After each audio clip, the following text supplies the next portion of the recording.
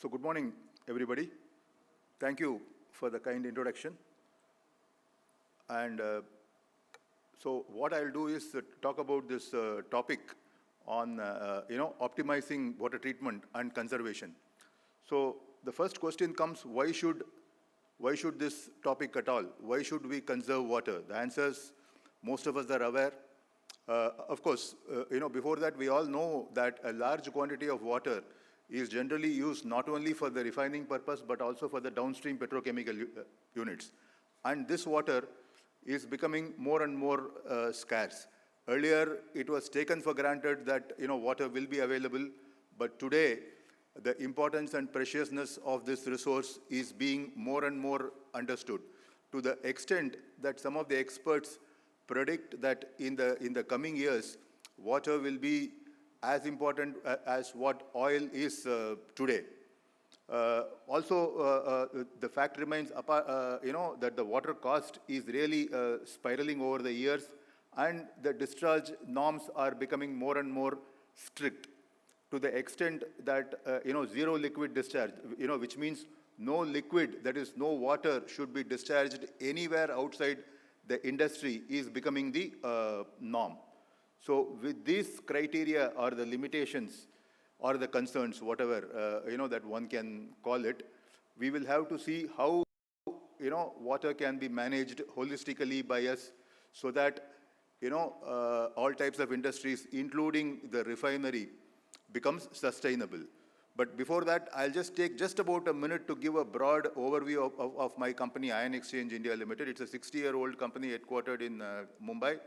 And we are basically into all areas of water-related activities.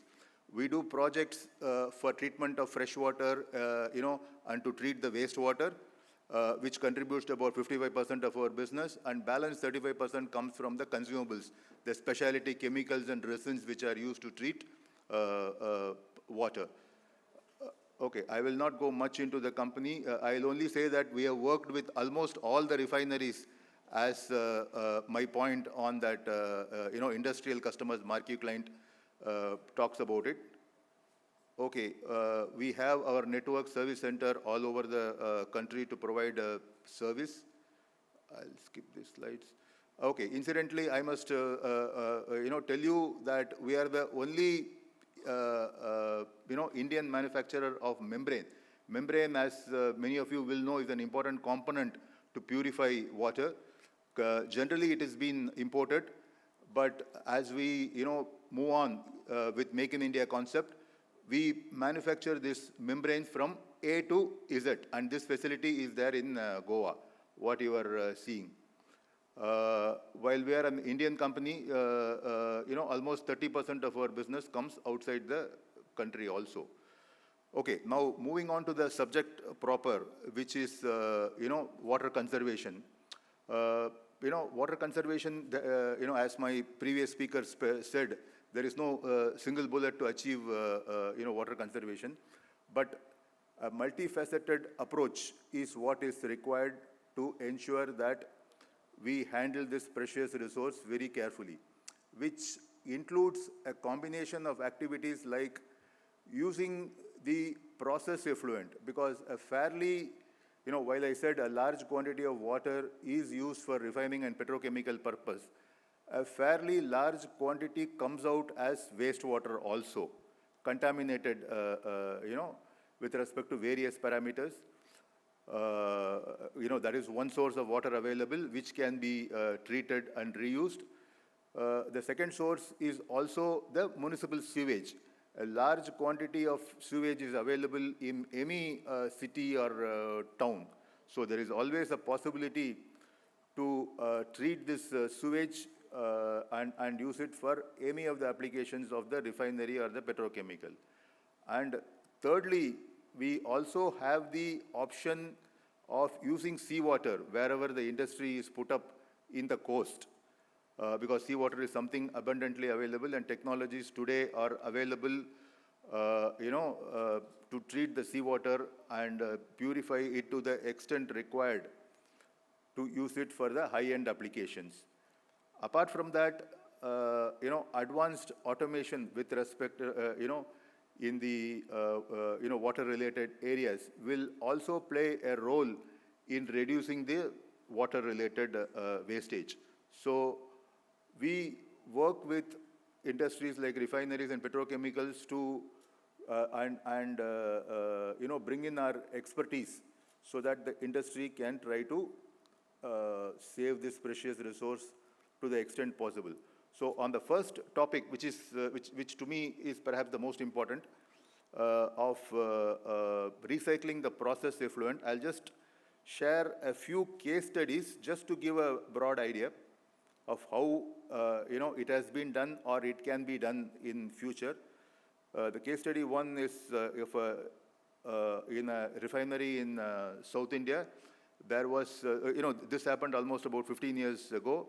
There was an acute water shortage to the extent that the refinery had to be shut down for a few days just because of water scarcity. And then we realized that there is a large amount of treated effluent that is available. It has been treated only partially to the extent to meet the MINA standard. MINA standards means minimum national discharge standards. Treat to some extent so that it can be disposed of.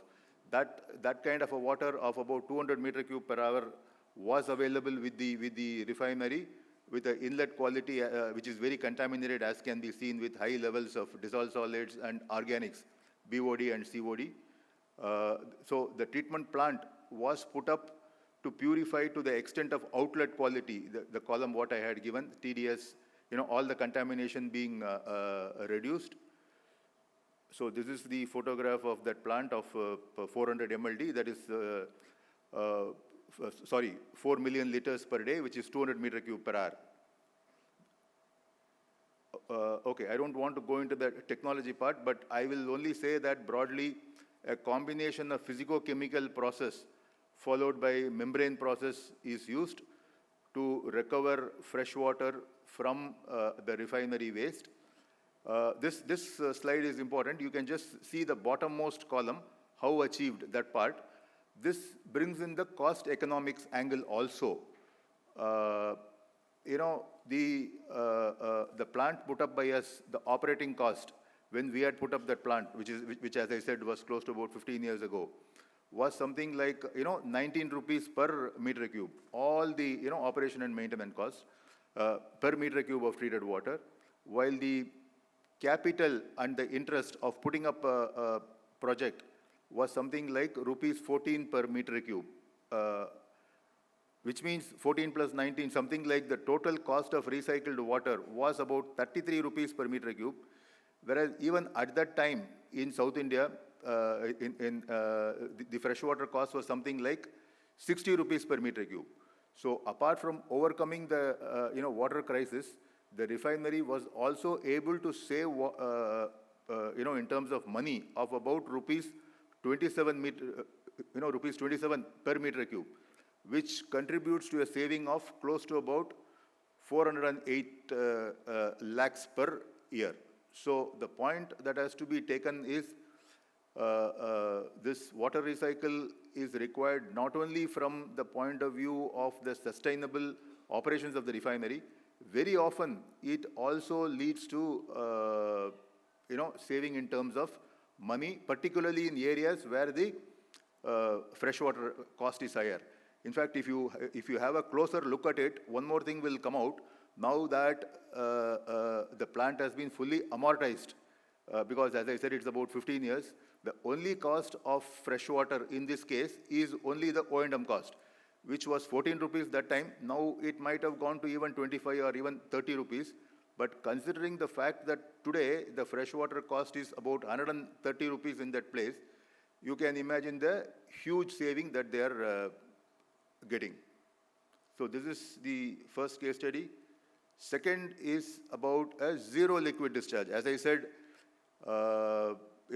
industries are moving towards zero liquid discharge. Not only the new refineries that are being put up, even the existing industries are slowly looking at the possibility of zero liquid discharge to avoid pollution related and considering environment consideration. So This case study is about that in a refinery in North India, where the reject water, that is, we all may be knowing the membrane leaves reject. So the reject which comes from the membrane-based system, the reject water, is the feed to the plant. So that reject water is taken, as you can see, 170 plus 100, 270 meter cube per hour of this capacity. As it is reject, you can see it is quite contaminated. Serial number 3, TDS, is very high, about 8,800 ppm, and hardness is about 2,000 ppm, and silica is also very high, 120 ppm, which means the water is quite contaminated. So this contaminated water is treated with the technology as shown here to provide very good quality water. As you can see, TDS, total dissolved solids, is about 150 from 8,000, what you saw. 8,000 is reduced to something like 150 ppm, which means it can be used directly in the cooling tower as makeup.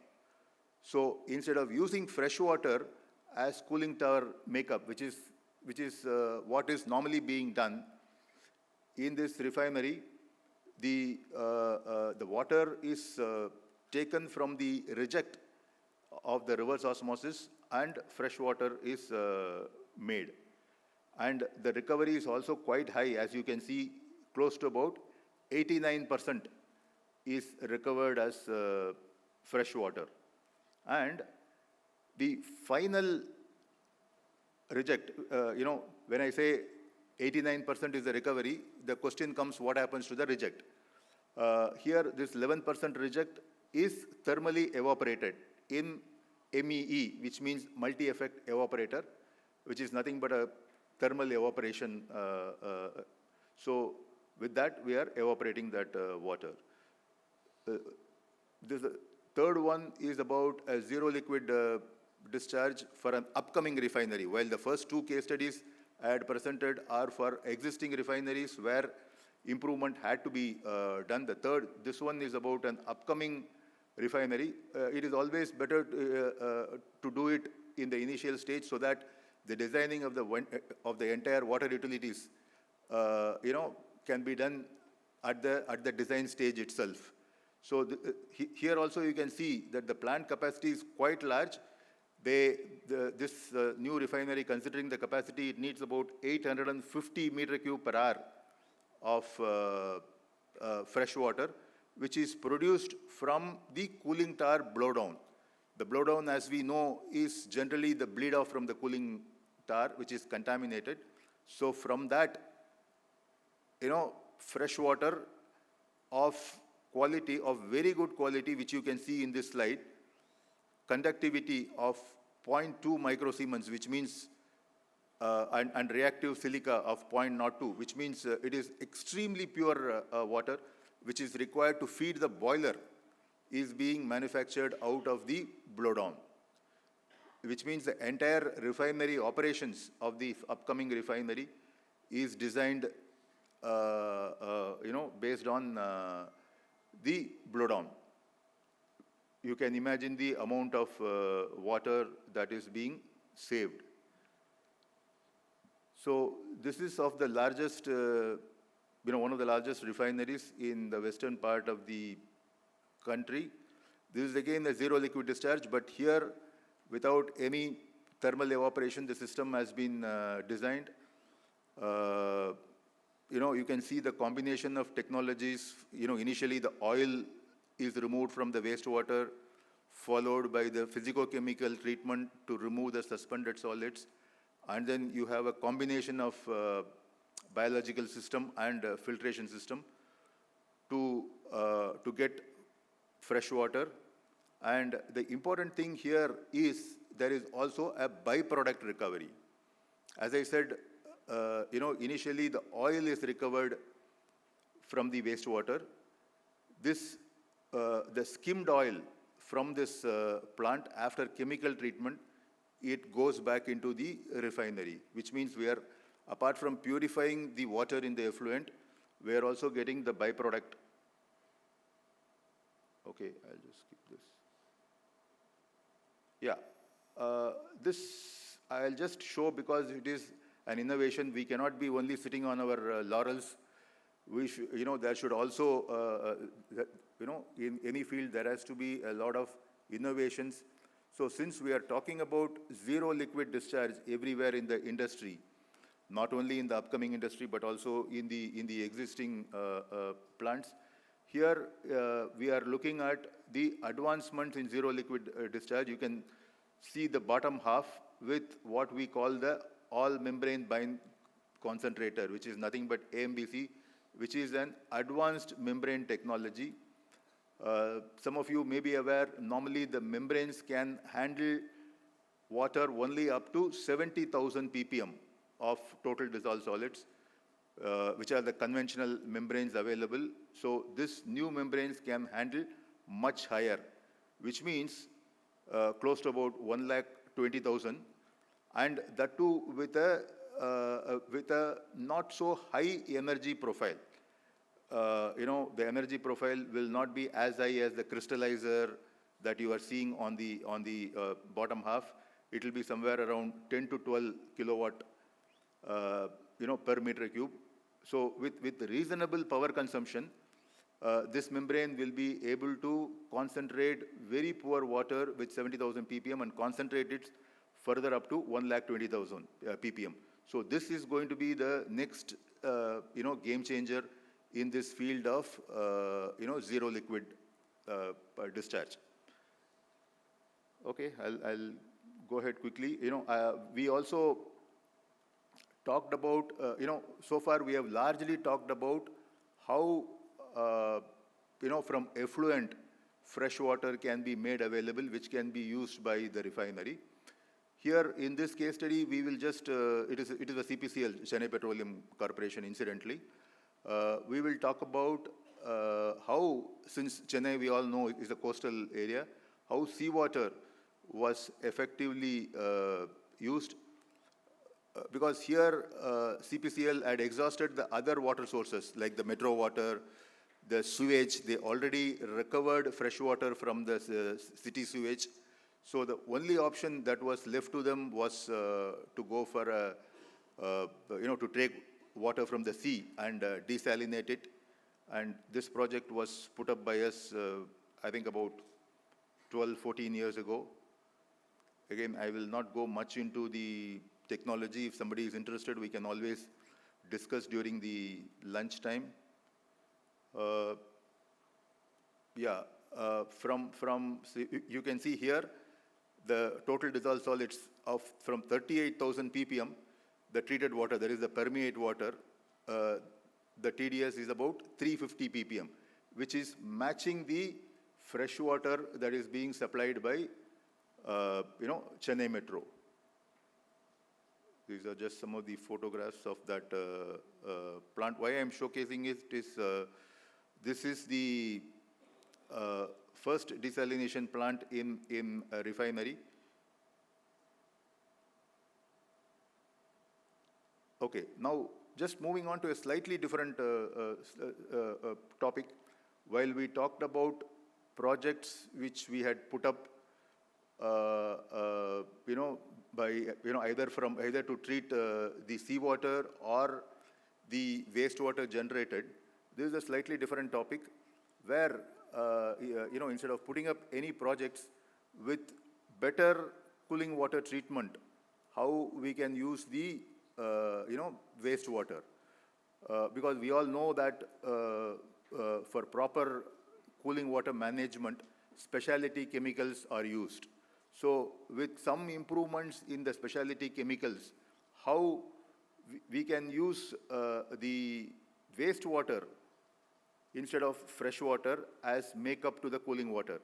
Because, in the refinery, one of the major consumers of fresh water is the cooling tower as makeup water. So here in IOC Panipat, where we are doing the treatment almost from 2009, we are treating the various cooling towers, as you can see, PR, TPS, etc., etc. We are using contaminated water, which has high iron and organics content. As you can see here, in fact, if you see the last row, it shows the blended, blending ratio, freshwater, ETP, stormwater. We have used three different sources of water. The blended ratio, you can see 40, 35, 25, 60, 20, 20, etc. Water is used and meeting all the parameters. As you can see, the guarantees for the various parameters like the corrosion, the sulfate reducing bacteria, iron, everything is being, whatever is the guarantee is being achieved. I'll finish with this, I am done. This is also, okay, in the last 1 year, we have taken up, cooling water treatment at Digboy in IOC, where we have started using the effluent more than, using fresh water. As you can see from in the last few months, as you can see on the right-hand side, in the last almost from October, you can see the earlier months, July, August, wherein the freshwater consumption was higher and the effluent treated water was much lower.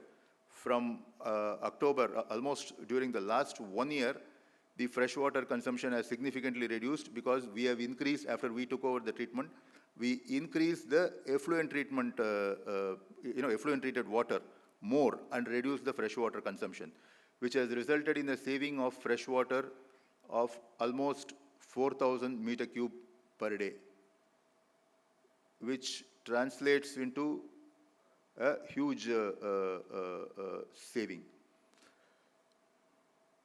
So now we talked about water saving using technologies, chemicals, and the last part is, I told you earlier that with proper automation also there is a possibility of saving. As a lot of improvements have come up over the last 5-10 years on automation, we have developed automation systems, particularly for the cooling water treatment, because the blowdown from the cooling water is one of the causes for the higher consumption of fresh water in the refineries. So by completely automating the system with respect to all the parameters, because otherwise generally what happens is, some quantity of water is either continuously bled off or water is bled off, basing on some assumptions or some rough methodology based on the past. Here, a complete online monitoring of all the parameters is being done with respect to all the, total dissolved solids, conductivity, chlorides, hardness, etc. So depending on the exact requirements, only the right quantity of water is being, bled off with this kind of automation that is available. So in conclusion, okay, all these parameters are being continuously monitored on the screen wherever we do the cooling water treatment. In fact, this has been recently, incorporated in IOC Digboy, while we have done it in a number of other industries. This wax sector cooling tower is where we have implemented this. And I showed in the earlier slides, saving of almost 4,000 meter cube per day of fresh water has been achieved using a combination of this automation, better treatment. We have told the refinery that instead of using so much of fresh water, you reduce the fresh water and give us, more effluent. So in conclusion, what I just want to say is that we as experts in water can play a role by working closely with the refineries and the petrochemical industries in saving this precious resource called water. Thank you.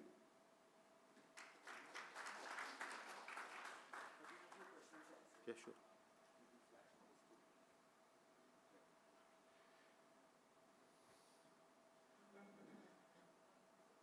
Acha.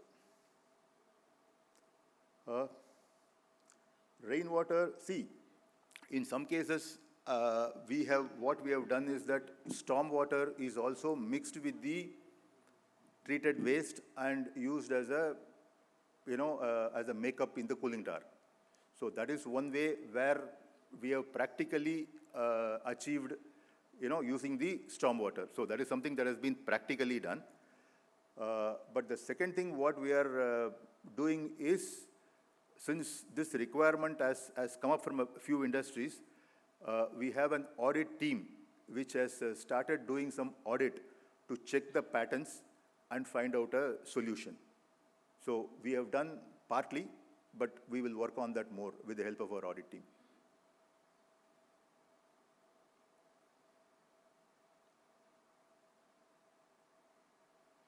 What is the economic around water consumption?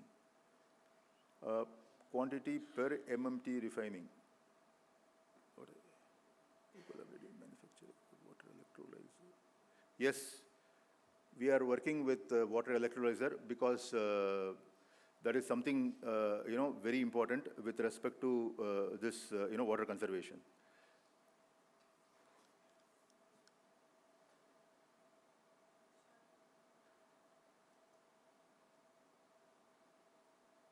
See, there was an earlier question on the optimum, water usage. Currently, the refineries' norms has become more stringent. Most of the Indian refineries are moving towards that. But unless we ensure that all the effluent is treated, while we are moving towards that, I personally feel we have a much more, way to go. And here again, the cost economics plays a role. As I said, while in the southern part of the country, the water cost is typically much higher. I even said in some of the, particularly in Chennai, for example, and I think in most of the southern parts, the water cost is much higher. It even goes up to 120 rupees, but never less than 60, 70. So then it makes much more sense to go for, this recycle. But unless the water is available to you at about 20 rupees or something like that, which is becoming a rarity, we should install systems to recycle fresh water, to recycle the wastewater. That is my answer to one of the earlier questions with respect to the cost economics.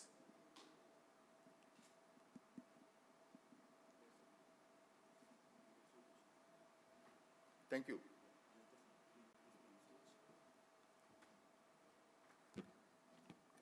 Thank you, Mr. Sridhar, for this enlightening presentation on a very relevant topic. I would now like to welcome on stage Mr. Kulbir Singh, Advisor, Messe Frankfurt, India, to kindly felicitate Mr. Sridhar.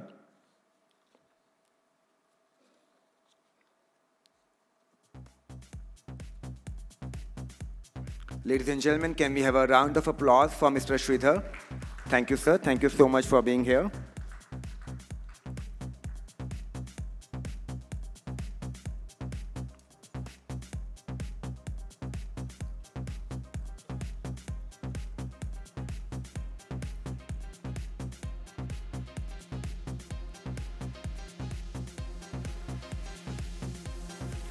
Thank you, Mr. Sridhar, once again for honoring us with your presence.